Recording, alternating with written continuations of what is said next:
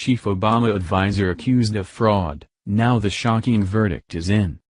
While the nightmare of Obama's presidency is over, the lingering effects from his disastrous term in office carry on.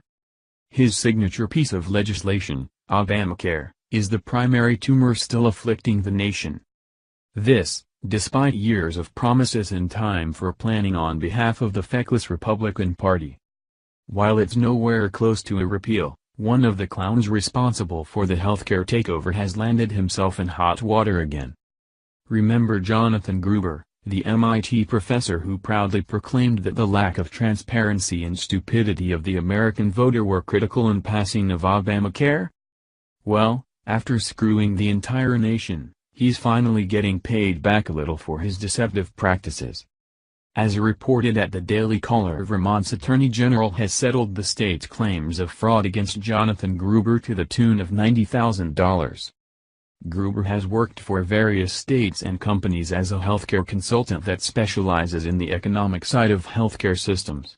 He gets paid ridiculous sums of money for his work as well.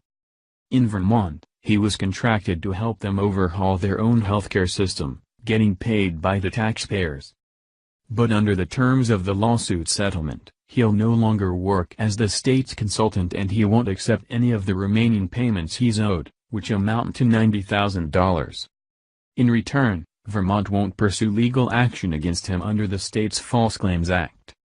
Gruber was originally hired as an economic consultant to assess, examine, and provide economic models for a now-abandoned plan to roll out a single-payer health care system across the tiny state.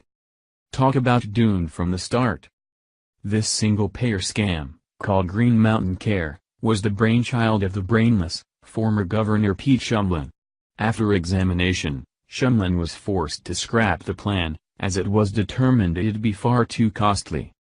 Imagine that, government-run healthcare costing a lot. The lawsuit stems from Gruber's suspicious billing practices, as it appears he's good at bilking taxpayers and employers out of extra dough. After checking over the state's receipts, State Auditor Doug Hoffer, a Democrat, noticed Gruber's habitual overbilling practices and reported him to the Attorney General. The Attorney General, who's also a Democrat, concluded that Gruber did violate Vermont's Civil False Claims Act.